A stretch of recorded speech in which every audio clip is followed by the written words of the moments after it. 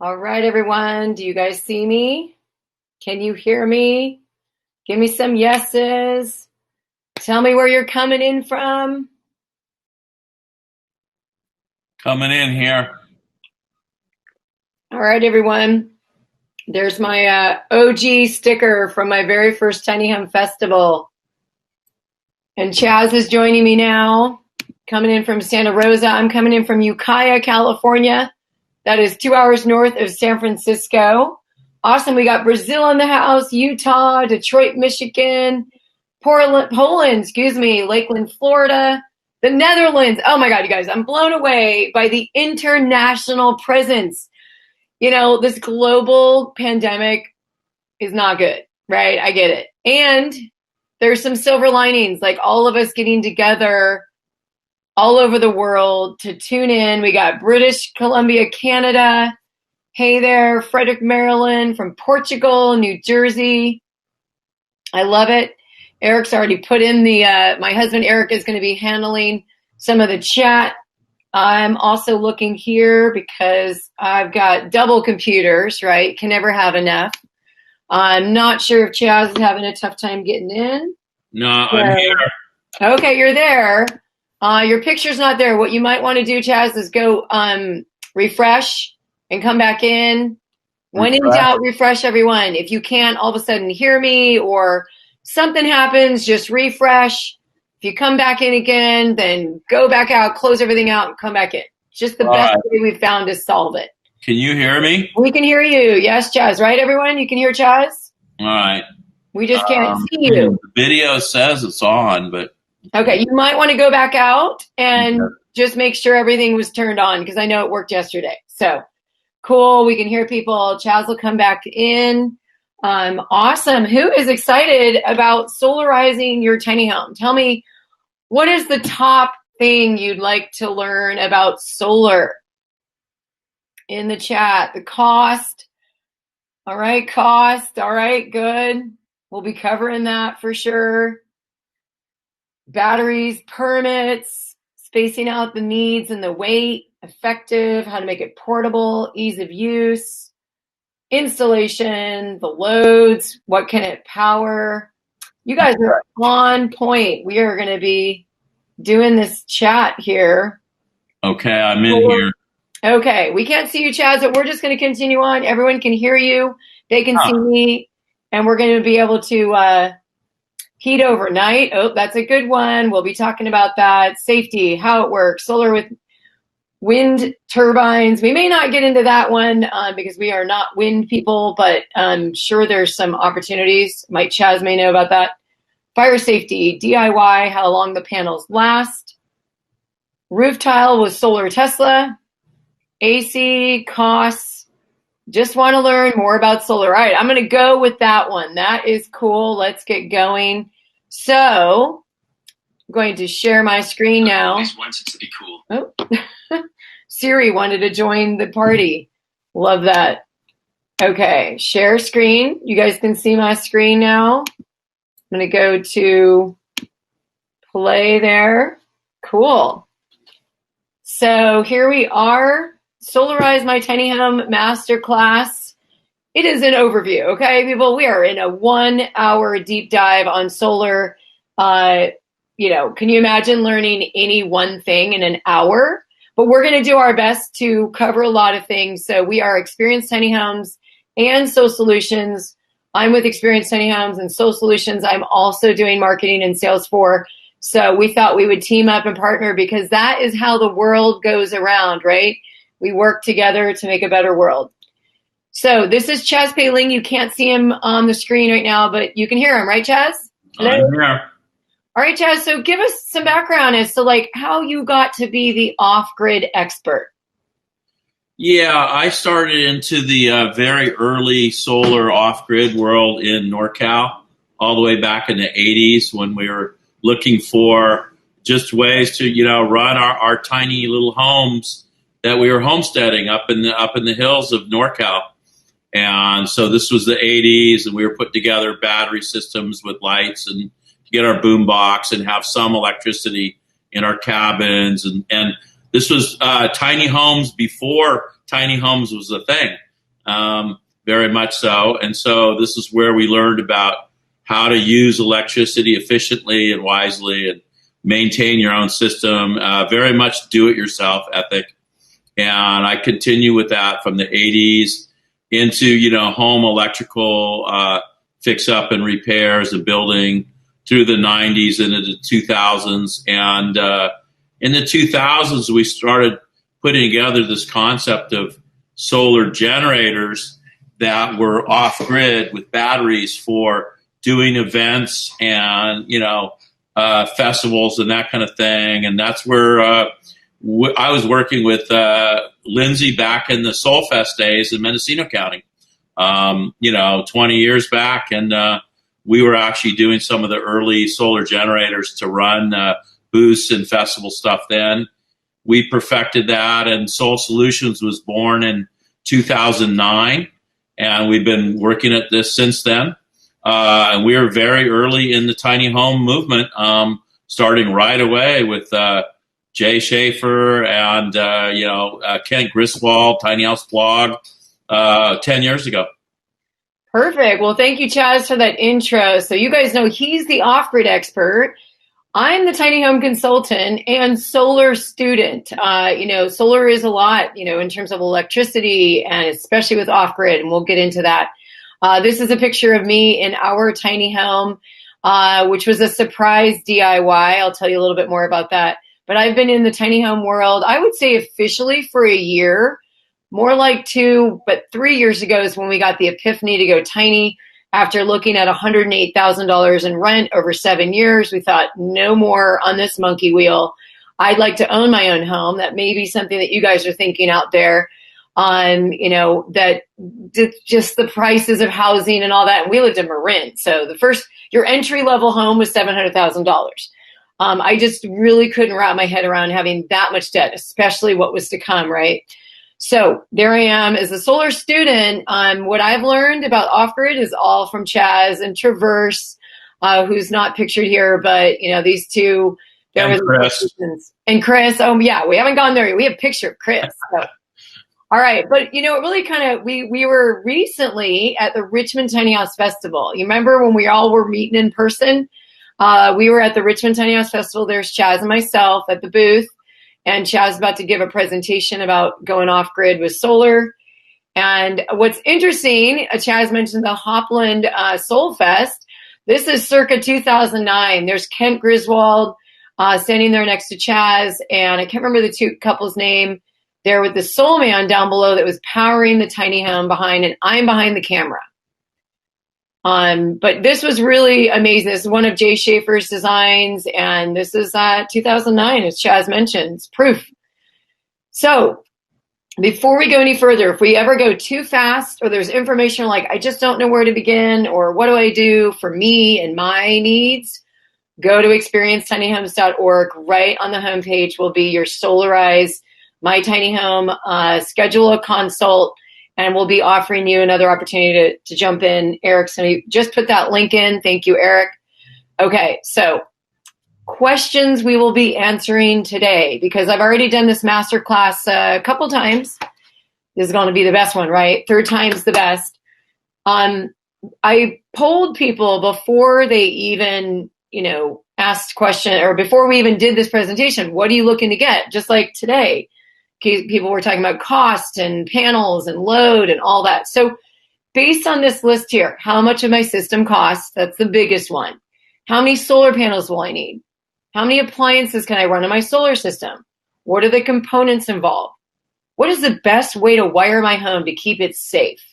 Do I want solar built into my tiny home or have it separated? Will my system work year round? Can I make my tiny home work on grid and off grid? So if anything's missing in there, you guys, awesome. Weight is one. Can you really be completely based on solar? Okay, so those are great questions that we're just going to pose that we think that this presentation is going to answer. And I'm checking the chat for questions, and things go quick. So we'll do our best. And of course, we'll open up for questions at the end. All right. So in this presentation, we are going to cover the 4 questions you must ask yourself before you know if solar is right for you. the 3 myths not explained by websites that you must know before choosing solar. We're going to do a deep dive into, as deep as we can in within an hour, off-grid solar 101. The amps, the volts, the components, the wiring, do's and don'ts, load calculation. And then we're really going to dive into that whole location, something that a lot of people aren't talking about. And then we're going to share with you some case studies that will really kind of tie everything back in to the number one question: how much is it going to cost me? Okay, big question for all of you. What are your reasons for solarizing your tiny home? Let us know in the chat. Why do you have the idea to go solar? Power storage needed, boondocking, having DC power. You want to go off grid, save money. It's green, right? Low cost, eco-friendly, off grid, independent from electrical, self-sufficient. We love that one.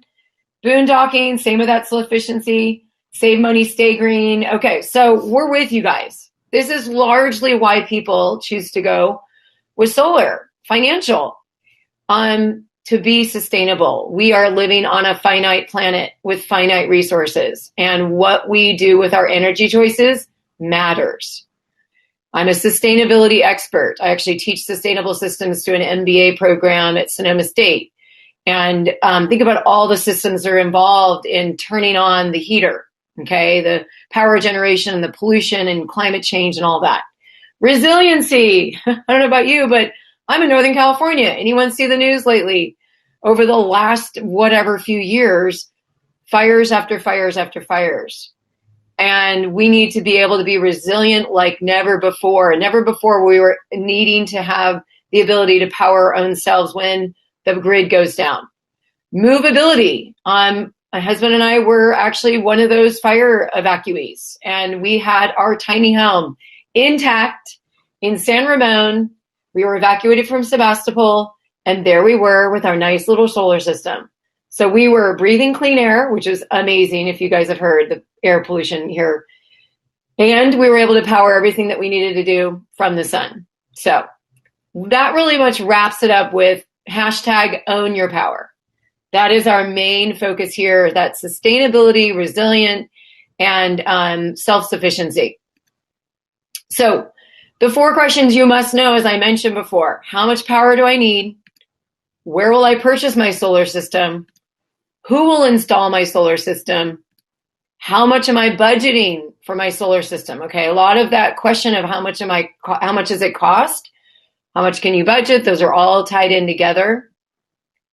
So now let me introduce you to Sierra and how I got here. Our tiny home journey was a little bit of a bumpy ride. We started off with our builder that handed over us this tiny home. Well, we contracted with a builder to build us a full custom home with solar. I don't know if you can see the roof, but there is no solar on there. And there was supposed to be siding and windows and all that. So we were one of the victims of a new industry that has new players in it and maybe not very scrupulous, very not with integrity. And so it looked like that when we got it. And then Chris with SolSolutions came along, thank goodness, because this picture, by the way, was in Bonneville Salt Flats in Utah, not at Burning Man, even though I am a burner. But it was great. We drove it there, took our cool picture, had to leave because it was so hot we couldn't be inside. And we brought it back to Ukiah, California, Northern California, where Chris, our savior, please, thank you. He had his full gear with his buddy Bill there, going up these ladders with our panels, being able to safely attach to our tiny roof. Think about these roofs and putting solar on top.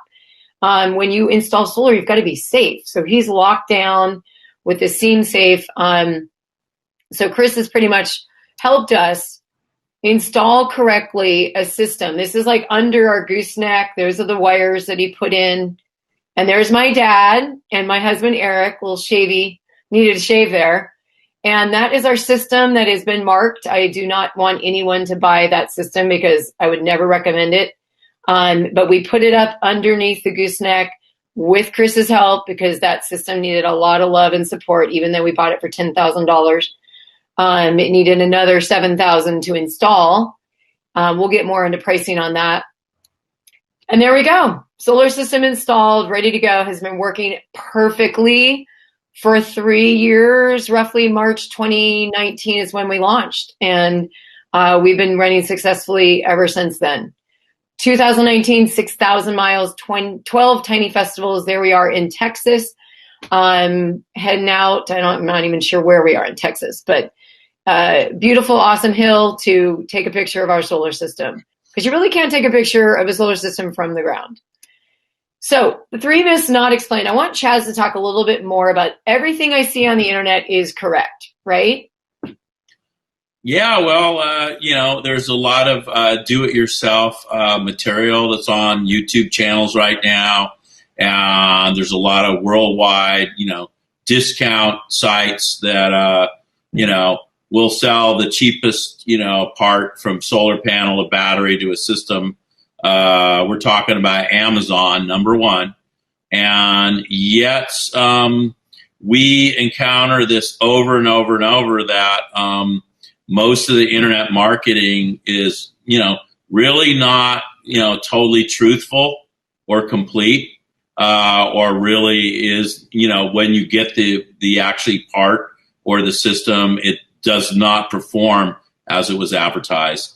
And we are seeing this tremendously constantly from clients that come to us, and quality level of the stuff that, is trying to be sold for very cheap deal. And the old line is never truer. You get what you pay for. And remember, nothing is what it seems. And that weaves right into myth number 2. All components are created equal. I mean, this kind of are similar on that. And we'll get into a little bit more about the components, but what are some of the biggest things that you see differentiating, one component from another? Just some of the top stuff, Chaz. Yeah, basically a lot of it is, quality level of the components, warranty type stuff. Unfortunately, the, world supply chain and how it's, basically manifested in America is what we call the race to the bottom. And there are no winners in the race to the bottom. If you're looking for the cheapest component for your power system that must perform 24/7 year-round, why would you go to the cheapest crucial part there? I just want to check. Are you guys getting sound? One person didn't get sound, but that didn't mean anything. Sometimes people, okay, good, you're getting sound. So whoever couldn't get sound, hopefully you can go back out, close out, and come back in. Okay, so thank you. That final myth. Every tiny home builder knows how to install solar. I can speak to that. Not true. Or there are a lot of things that you want to ask them to make sure if it's true. Tell us a little bit more, Chaz, about the difference of an electrician and a solar electrician or a solar installer.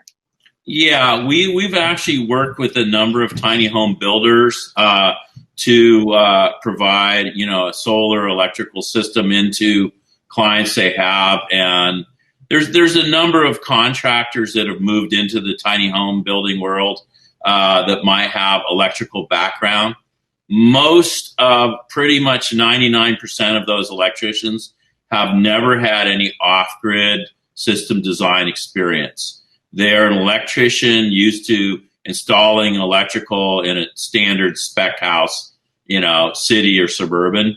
And there's a whole different body of knowledge and design and consulting that you must do if you're actually going to be off-grid and designing and installing a solar battery system. It's a complete different set of knowledge and experience. I love it, you guys. Really quick question. Is there a way to find a list of solar tiny home partners? Talk to us. You guys, this industry is still forming. It's still developing. In fact, what we're talking about here today is like groundbreaking stuff. We haven't even gotten to the groundbreaking stuff yet. But other people here, Chaz, just fine. So, we can also view at a later date if you guys aren't getting some of the pieces. But I do hope, go out, refresh, come back in. We are going to continue on. So pop quiz. This is for you guys to answer. And whoever answers this, the first one, my dear friends, Alexis and Christian, who was loving them, right? I was loving them. I know Christian and Alexis for a while now. We met them on the road. And I'm also sharing the position of co-director of membership for the Tiny Home Industry Association with Alexis. And so their stickers, Legalize Tiny, are what they offer. And, whoever did it first, wow, you guys are quick. I'm just going to see who did it first. The battery is the correct answer. I'm going to have Eric reach back out to you. Eric, you can track whoever that was for the battery. You get the Legalized Tiny. We need to get your address so I can put it in the envelope, like right here, and send it off to you today. Okay. So good job, you guys. There's a number of components that go into an off-grid system. But the reality is, unless you only want to use your system during the day when the sun's out and shining on the panels, you need a battery to run your nights and everything at nighttime when the solar's not shining. Some people have said inverter. That is true as well. But you don't always need to have an inverter on. But we'll get into that when we talk about components. So that was great. Good, you guys are awake, talking about batteries. And now we're really getting into like the on-grid versus off-grid, okay? So Chaz is going to take us into a little bit about where this world has been within the on-grid world. So when you think about solar, someone's like, oh, I do solar. I know a solar company. They're probably on-grid. So Chaz.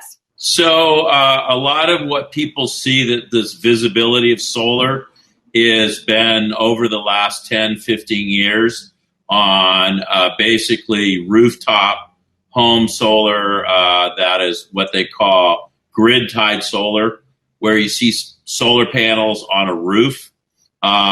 They're fed right into the meter, many times AC coupled. There's no batteries involved. It's designed to just basically feed power back a little bit into the grid. And that is what, 95% of the solar industry is like rushed to over the last 15 years. And that was a swing away from the early solar industry, which is primarily off-grid to begin with batteries. And that was all the pioneering solar work done mainly on the West Coast and NorCal that we were involved in. The grid tie is, basically just one aspect of solar, and it can be very much duplicated consistently when you have, something like this, a subdivision. And all it does is takes a panel and feeds electricity back into the meter. The grid supports the whole thing. Take the grid away, every single solar install you see out there, folks, if the grid is down, is non-functional. And people are having a very rude awakening across California and the rest of the U.S. because they're learning this fact for the first time. A solar panel is not a solar power system. It does not work that way. And I want to mention that we are grateful for the on-grid world to have created so much solarization around the country. Because it's helped with economies of scale, more panels being purchased, lower pricing, it all ripples back. But the world of on-grid and off-grid, like Chaz just said, we're getting all kinds of calls like, hey, I have a solar system, but now the power is out for 4 days. I'd like to run at least my fridge and my lights and all that. So there's now even more batteries. So things like, you're hearing the Tesla power walls and the other walls going on because so many people are being awakened. It's not just California fires. It's the floods in the Midwest, the hurricanes in the East Coast have been going on for a long time. So people are becoming more aware that if you just have a solar panel on your roof connected to the grid, it goes off when the grid goes off. Okay, so we have chatted about on-grid. That is on-grid. Now, off-grid. Yeah, so this is basically, we were putting system together right from the get-go, and one of the applications is for tiny homes. That would be an integrated system with the solar panels, but that's just one aspect. So this is set up on a cart, so it's portable. The batteries and the components are right behind it in the SolMan classic design, which we were doing successfully for almost 10 years. And that SolMan Classic has run quite a number of tiny homes over the years, been featured on a few shows, including there was a great documentary put out about 2013 called Tiny the Movie that Christopher and Moret out of Colorado featured their SolMan run their tiny house as they put it together and did a doc. If any of you were following some of the tiny documentaries, they got a good splash. And we actually ran the premiere of their movie in San Francisco with our own SolMan for an outdoor movie, projector and everything, and got to talk with them. Walking our talk. And so was this actual house on a reality TV show as well? Yeah, this house was featured a little bit in another reality TV show that came through. This house was out in Contra Costa County, Mount Diablo region, and they had a SolMan running their house too. This was, maybe 2015, something like that. Great. Wonderful. Okay. So there's the on-grid versus off-grid. So, whoa, big slide with a lot of words and you name it. But this is important stuff. We're not making you electrical engineers here. And for those electrical engineers here, like snore, yawn, you already know this stuff. But Chaz, take us through this whole amps, volts, watts. Yeah, well, this is basically electrical 101, really. You call it solar 101, but really it starts with electrical 101, just so people understand how power works. Amps times volts equals watts, and the definitions of the amps are kind of like related to water. Amps is the volume, or the gallons per minute coming through a wire. Volts is the pressure, similar to PSI of the water, and watts is the combination of the volume and the pressure, which is really the power. Okay, and that's why people will always ask you, well, how much power do you need? Well, how many watts is each item? Okay, how many watts does it take when you plug it in and turn it on? How many watts does it take? Now, the final equation, which is most crucial, is how many watts do you need over time in a 24-hour period, or watt hours, or if you ever had a utility bill, it's 1,000 watts is a kilowatt. And if you look at your bill, it's measured in kilowatt hours. Okay, you're billed on a utility by how many kilowatt hours you used in a month. Okay, for purposes of the size of your system, we need to understand how many watt hours per day you really use. 24-hour period. That sizes the whole thing. Absolutely. And there's an example there, 1,000 watt appliance running for 1 hour, or 100 watt bulb for 10 hours. And there are so many iterations for this. We're going to get a little bit into it a little bit more. But deepening into off-grid systems, these are the components that are involved: the batteries, the inverter, charge controller, user interface, solar panels. A lot of people see the solar system as just the solar panel. Those are actually they're the biggest part. They're the sexiest part. They're the ones that, like you can see when you look at a solar system. Oh, there's someone's on tapping into the sun power. But there's a lot more going on behind the scenes. So can I address this particular system? This is a SolSolutions designed and installed in a tiny system that we did for Simplicity Tiny Homes. They had a big, really nice, high-end tiny that they built, and we worked with the client and the builder to when they came out to California, and we put this in the back closet on the end of their system and tied it into their panel. And this is what is very highly representative of what we would consider, a good mid-level system. It shows everything that you would need. The solar panels are outside and separate, but the shore power input plug comes and moves right through the system. The output goes into the sub panel box right there. The batteries are right there. This is a 3.5 kW Outback system, full Outback, fully controlled, legal, and you could plug in your shore power, your generator. They also had a plug for their outside solar panels that they had like at least 1,200 watts of solar in this. And this would pretty much run their tiny house most of the time. And for a lot of you, they're like, wow, I just heard a lot of kilowatt and watt and shore power and, terminology gets very, believe me, I'm the solar student and I've been hanging around Chaz and Traverse talking this, other language. It all comes back to working with the expert. Remember those questions I asked? Who is installing your system?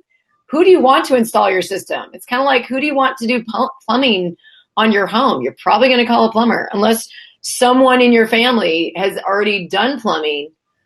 It's important to get the right person to touch your system because you're playing with fire here, people. We are playing with fire. We're going to go into this. So how big does your off-grid solar system need to be? This is the biggest question. I'm going to escape here for a second from my system, and we are going to, you'll see my crazy, I am doing a lot here, people, because I have been helping and supporting, you name it. Oh, goodness. Have I lost my way? I've lost my way. I'm looking for my client. There we go. Okay. So load calc in there. There we go. Here, I'm going to, here, you see the grid? Yeah, they see it. Okay. So when you get on a call with us for 20 minutes, we want to know what you're powering. So when you schedule your call, we're going to send you a document. There's going to be a lot of things in it that will look like actually yellow. This is one that's already been done with a client where we work through it. You plug the information in. Do you have a hot water kettle, ceiling fan, printer? This was very specific to a gentleman's backyard office, okay? And in the end, we're able to figure out there's 12,000 watts per day. And based on the system that we can provide them, we're going to need to have a chat. As you can see, this mini split AC, we may need to have a chat. However, they're in LA. We already know something about LA. LA's got a lot of sun. So we're a little less concerned than if they were in Michigan or in Maine, right? And we'll, that gets a little more involved. So there's that first level where we really get to know what you need. Everyone's individual. This one wanted a boom case, okay? He had 2 big desktop computers. He had the mini split. He had these flasher city lights, all different stuff. So we really want to know more about what it is you have in your system. So we'll be going through that. Okay, so back to the presentation. That's just a little deep dive into, a dip. It's a dip into the load calculation. Anything you want to share there with that, Chaz? Yeah, every client that we would work with, we would do the same process with. Because unless you actually really graph it and grid it into, the formula there, and it really lists everything that you want to plug in, and then it lists your average usage patterns daily, Everything you plug in is not necessarily going to be running all the time. So this is where your lifestyle and your usage patterns really come in critically. And it also may entail thinking about, am I going to be in my tiny home all the time, or am I going to be off, working away from the tiny home somewhere else? And what part of the country you're in also will also be very influential to this formula, as well as the seasonality of it too, versus summer versus winter. Okay. Yeah. So we actually come up with a lot of these load calcs where we have a low average and a high average. And this is absolutely critical before we can ask the number one question everybody wants: how big does the system need to be, and how much does it cost? Right. Those questions are interrelated. How much does it cost? Well, no. How much power do you need? That's the number one question. Absolutely. And someone asked about, will you get this spreadsheet? Yes. If you schedule a 20-minute call, we'll send it to you because we want to actually preload it for you and have your name in there and all that stuff. So for those people that want, they're really wanting to know more about their system. Okay, so as you can see, here's our tiny home. Eric and I are inside. That beautiful home that was once on that crazy salt flat did take off, and that's our kitchen. My husband's a chef, so, yay to the bigger kitchen in the tiny home. But there's the toaster. We had a kettle. We have a full-size fridge. We have a water pump. We got the ceiling, the lights, the fans, the computers, the cell phones. But what we don't have on our solar system is our on-demand hot water, our 4-burner stove, and in the winter, a lot of you asked about winter. Yes, we did run on grid and on a generator. So Chaz, tell us a little bit more about this whole separation of the heating of cooking, air, and water. Yeah.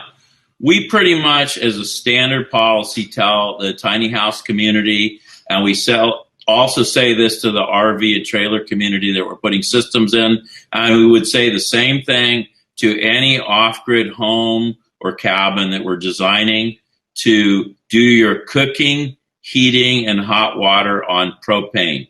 It's a more efficient use of energy. It's more controllable, and off-grid solar electric is not a good choice for doing those 3 applications right there.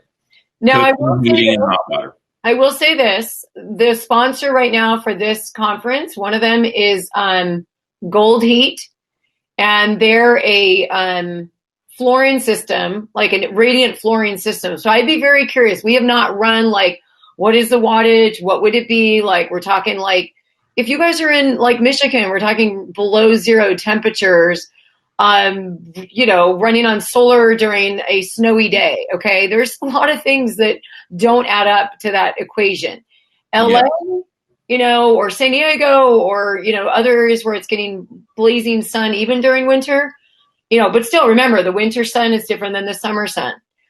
So yeah, this is definitely direction for those of you like, oh, bummer, I want to be sustainable. Okay, well, how much money do you have? Yeah. Even as much money as you could have, there's still the rainy days and the snowy days and those things in winter.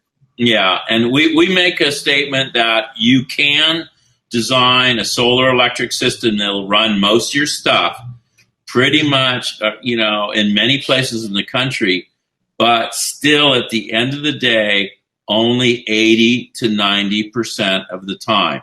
Yeah. You still have to have a backup to even your off-grid system, okay? There's pretty much no way around it. And as the energy efficiency of certain applications comes in better and better, we're seeing more designs and results there, especially around the mini split stuff. The mini splits are getting better and better. We actually have people using their solar off-grid system to run their mini split air conditioning, no problem. Yep. Out in the west and the south. Okay? I have a quick story about that. There we are in Arlington, Texas. So we original Tiny Home Festival, where I got this cute little sticker, was in Arlington, Texas. So anyone there at Arlington, Texas, for the Tiny House Jamboree? Fast forward the year after all that craziness with the builder and all that, we're there in Arlington, Texas, doing some blessing and saging and all that hippie stuff that I'm into, because we had quite a journey, right? Blood, sweat, and tears. And we were in the parking lot. It was hot out. The sun's out. When it's hot out and the sun's out, great time for air conditioning.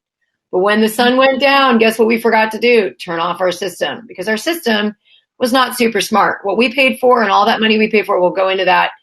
But we've got solutions for that. So we had to let the system be down, and then in the morning it charged back up, because we're on lithium, which is different than lead acid. All right, but let me get right into solar wiring. I'm going to blaze through this as much as possible, but this is super important. So maybe I won't blaze that fast. See that little yellow thing on the top of our roof? That was not installed by SolSolutions, okay? I want to disclaimer that was installed by that crap-ass builder that thought that Romex, which is what you connect lighting switches and electrical boxes without getting into electrical tech, you don't install direct current solar panels from the roof going through a wood system in your home to the inverter, okay? No. So this gets into what is my tiny home builder a good solar installer? You got to do some research, because really what it needed was a 3/4 inch metal conduit running this MC4 cable. Okay, this is beefy cable going to every one of those panels. This is that cable going from not where the arrow is, but where that other metal box across the way. We just left that, we cocked the heck out of that thing and left her for, showcase purposes. But that is really what our solar installer did with SolSolutions. Put that in all that MC4 cabling in a metal conduit. Next to us is an electrical cord that was just going to our electrical box. But that's what they were going to leave us with, you guys. Do you know the number one cause for fire is related to solar? Is people doing stupid things like that. And yet we were paying them money, trusting them to be a good builder. But here's the deal. The ANSI A119.5 certification I talked about earlier, which is a park model certification, does not have anything in there about solar. Let me breathe for a moment. It does not have anything about solar. Does it have good quality? Yes. You want to make sure NFPA, National Fire Protection, it definitely has the right kind of coding for that. But solar and off-grid, I don't know, Nick's in the house. They ran in interior Remex to the roof. It should always be something weatherproof and insulated. That was what she was saying. Yeah. So thank you, Nick, for fielding some questions. This was something that I, being the person that was not electrically inclined, had no idea that this was wrong. My installer, that guy Chris, came in and his eyes were like wide open, like scary, frightening stuff. So we're off from that. I hope that kind of clarified for you. Choose the right builder, or go with people like us that know what we're talking about with off-grid solar. So super important one we haven't really talked about. We got about 15 so minutes. And who's coming up next is awesome. Actually, I should know that. I printed out the schedule. We got Joe Calentine up coming next, so we want to make sure we give respect for the speakers coming up next. Where do my panels go? Big question. Where do you guys think they should go? Question in the comments. Where do you think they should go? On the ground or the roof? For you. It's for you. Roof, outside, ground. All right, cool. We got ground and roof. Those are your options. Can you believe it? This is actually integrated. All the major components are inside the tiny home in that back cabinet that Chaz was talking about, but the panels are on the ground. Ooh. And then they're separated. So we're going to kind of go back and forth between these two worlds because this is so important. So many people have told me, I didn't even think about the panels being on the ground. Why would they want to be on the ground? You guys, let's take a look at this black house right there. Where's the sun pointing? Where's the shed? I know it's kind of cut off almost, but the shed roof line. Do you see him? He's standing in the sun. You know where the shade is? Like the shed roof where he's parked, because you can probably only park it there coming in and out, is not pointed ideally for the sun. So his whole tiny home, if those panels were on the roof, it'd be SOL. Sorry. Yes. So I'd like to address some of that. We many times have talked to people who automatically assume they want their panels on the roof because they see, other homes with panels on the roof. But the nature of the tiny home is you're mobile. You never know where you're going to end up parking. And if you park the wrong way with your panels on the roof, you're not going to get any solar. Yep. And that's a big problem if you're depending on your system to run what you need. If you can't get at least 5 to 6 hours full sun straight on your panels looking south. Okay. And here's a question. Someone just asked, okay. But I put them on the side. It's not a good angle, guys. There's an angling. There's a real purpose why a lot of panels are on the roof.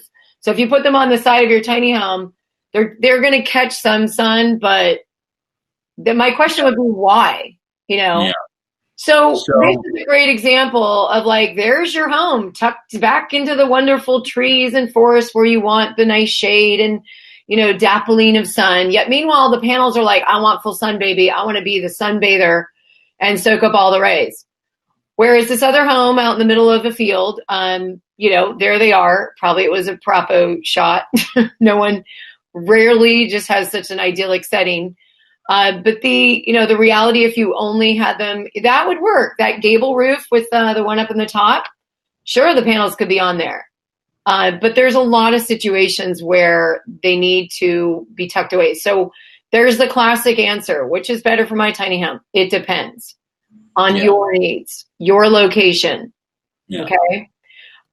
Super quick. We had an option just like someone else. Do we get the sun on our door or sun on our roof?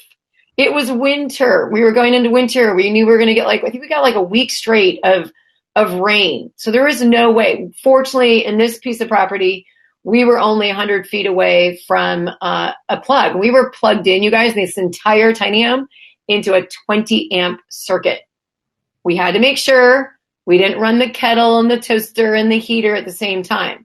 For sure, anyone out there, we are wired for actually 50 amp for this home. We've never used 50 out of our entire trip. We always pulled in because it was always more expensive than an RV park for 50.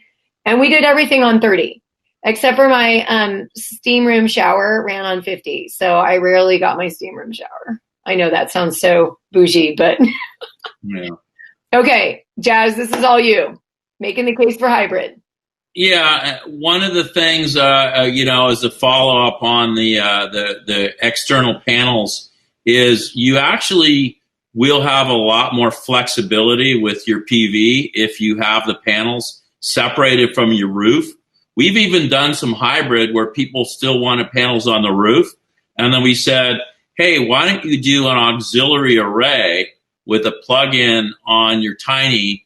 And then we do these folding panel sets. Some of these pictures show that. We've been doing the idea of portable folding panel sets on a bigger scale for a while, or an array that you can basically, these fold up, the legs fold in, and you go, where do you put them? Well, you put them inside your tiny house when you travel, or you put them in the truck that you're towing to tiny house when you travel for some of the solar generators. All this, usually people have a truck, put it in the back of the truck, take it with you.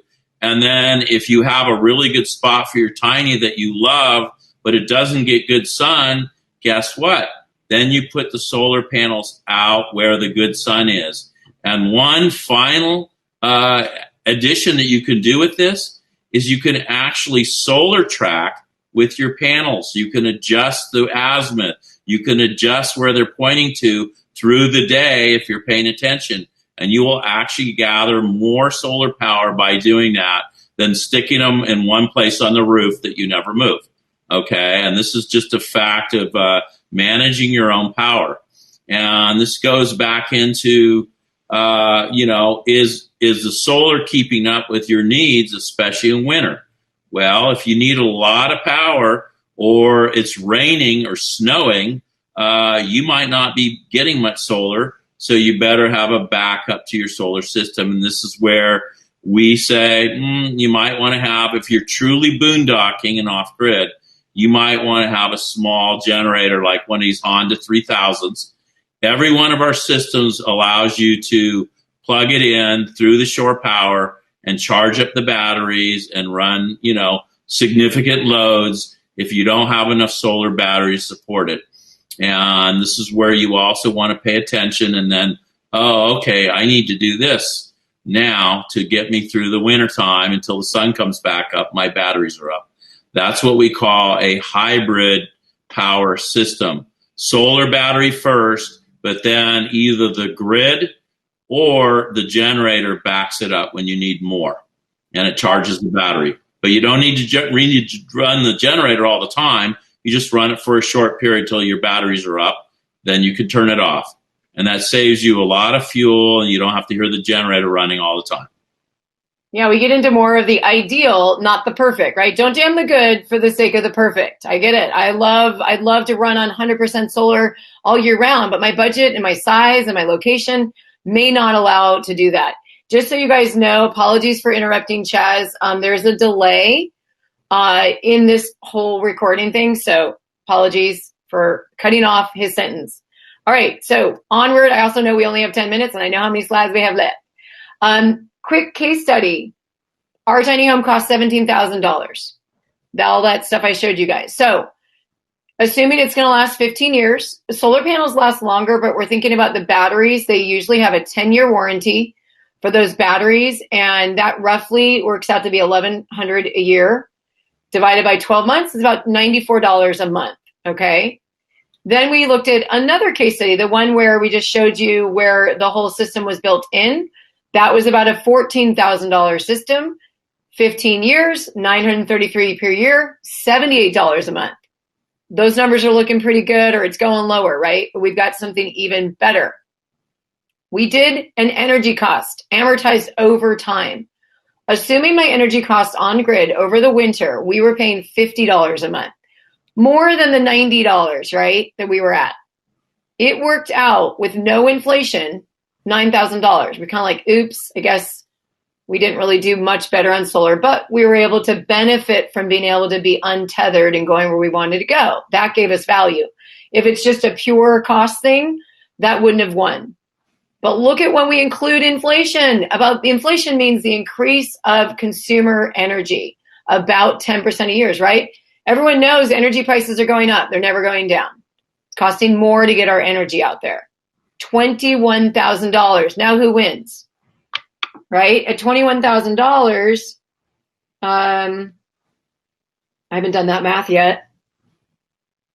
Divided by 15, that's $1,400 a year. Divided by 12, oops, that's $116. So we're literally paying for our system and all the energy we're going to use up front. Will that system potentially be more than 15 years? I hope so, because then that numbers gets even better. But my number's already better than the extension over time. But a lot of people see a sticker price and go, oh my God, that's a lot. Well, you're paying for it all up front.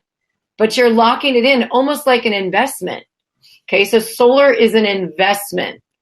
I hope that was clear. So bring your tiny home to us. We'll install it. Solar installations done here in Santa Rosa, California. For those of you here that are on the West Coast, you're like, yeah, I can do that. That's valuable to me. For people that are like, I'm in New York, that is probably not going to happen. So make it easy for me. I hear you guys already saying that. So here we go. The latest and greatest, introducing SolMan 3000, starting at only $9,999. That does not include the solar kit because we need to know how much solar panels you're going to use. Do you want it flexible? Do you want rigid panels? But this is the latest and greatest. Chaz, tell us more. Yeah, we took our understanding of solar generators and what people were asking for, both in a tiny home world and the backup power world and the off-grid world. And this is our most recent design, all lithium battery. We're able to get more batteries in there using the top-notch Victron components. We're able to give you Bluetooth accessibility to it. This will put out 30 amps at 120, which is pretty standard on a lot of tiny houses for an input plug. And we have a 30 amp input plug from a generator or grid also. And then we have the ability to put up to 1,600 watts of solar into this on the backside also, which could be the higher voltage panels up to maybe 300, 350 watt panels, rigid panels if you want. But we're doing a lot of work with these new SunPower flex panels that are super lightweight, very easy to work with in the mobile applications, RVs and trailers, or if you want to fold them up and throw them in your rig to go with you. Very easy and to handle. So this is kind of the package that we're doing now that will fit a lot of needs. It's not built into your tiny house, but you could put it in your truck or your van, take it with you, roll it out, put the panels in the best sun, you're good to go. And this is a high end. This is kind of what we consider the Honda EU 7000 of solar generators. Is it the cheapest out there? No. We consider it the best. What do you want, the cheapest or the best? The weight is 250 pounds. I just saw that come through. So super important, you guys. I know you're building tiny homes. Maybe you want to attach it to the back of the home and integrate it into your whole system. these are not meant to be out in just the weather. So you're not going to just like put it on the back like the condensers for the mini splits, but you would want to put it in more like a cabinet. But here's the coolest part about that. Your tiny home builder can wire your home as if you were pulling into an RV park. You just plug this unit around the corner or wherever you're going to design and put it in into the plug of your home. And you are literally traveling with your onboard solar system that can be onboard and offboard, and the solar panels can come out, be on the ground. You can even put them on the roof, maybe not mounted to the roof, right? The last thing you want to do is perforate your dang roof, okay? But you want to drive down the road with that. However, 90% of the people out there are not traveling with their home. They may move their home once every few years, but when you do that, you get the truck and you get the thing and the whole deal. So most people I talk to and my clients, they're going to have a professional move their home. So they're going to be trucks involved. You can put solar panels in various places. You can even put them inside the tiny home for the travel down the road. So wanted just to give you guys the easy route. And so this just gives you a little bit idea of like the pricing of systems, the best we could show it from left to right. There is our little camper. We also have a camper on our truck. And we had one 100-watt panel, a little Eco Power running our cell phone and a computer. And that was about $700 to $1,000. Okay, then there's the SolMan Mini, roughly about $2,000 to $3,000. Lead acid or lithium? Super quick question on lithium. Lithium can discharge down to 10%. It can hold more power and it can last a lot longer and it's lightweight. Lead acid discharges 50%. It's heavier, it's cheaper, but it won't last as long. So there's like this matrix of what's right for you. Budget, power, you name it. So this kind of shows you with the SolMan Mini, you're talking a mini fridge or maybe a fridge for a certain amount of time, computer, cell, lights. This is really our solution for all the people that experienced blackouts here in California, and they just want to keep the fridge going, maybe a medical device, a cell phone, and so on. It's when you get into the SolMan, now you're really getting into the powering the tiny home. Okay, the $15K, the $9,000 to $15,000, that's because you're adding a generator in there. You're going to get your full power so you can make sure you're running throughout the year. And then there's the fixed system. That's going to get a little bit more involved because you got to have someone install it into your tiny home. So I really hope that gives you guys an idea of the evolution of pricing, what you can power. And then the last slide is that. But Chaz, anything more? We got 2 minutes. Yeah, we've got a lot of really good questions there that we are actually hoping to take a lot of your questions and do a feedback on some of these questions. We're going to use them as more of a comprehensive, frequently asked questions that try to consolidate this and return this back to Lindsay. Lindsay did a great job with the slideshow. I hope that really helps explain, the front end of this, but it usually takes more work, consult design, to really dial this in to your particular need as a tiny home user, because at the end of the day, you will be responsible and owning your own power. So we want to empower you with the knowledge to be able to do that. Once you go out on the road, you're going to be running it. And that's what we're here to do, to empower you today. And really, thanks for joining us. And Lindsay, great job there for running this show. That is right. I echo. Own your own power, you guys. It is powerful. When I'm like, I just cooked my little toaster and I warmed up my tea, all with the power of the sun. That giant nuclear ball is sitting up there, ready to go. I know we have a lot more questions that can obviously be asked. We'll work with Zach and Jason. One thing, this is a very hot topic, so bringing it back out to you guys. But definitely watch the replay. You can go down to the past talks on the lineup, and there it is. And for sure, grab your 20-minute tiny home call and let's find out what's right for you, because that's what's really going to be impactful. And if you're in a situation like, I haven't even gotten the tiny home yet, well, I also do that at Experienced Tiny Homes, is there for you to design your dream tiny home. So thank you, everyone. And hat from speaker going off, and now support going on. Have a good one. And you guys check it out. We are talking. Thank you, y'all. Questions, email and call. We'll answer your questions too directly. All right, handing it over to Joe Callentine. All right. Bye now. Bye, everyone.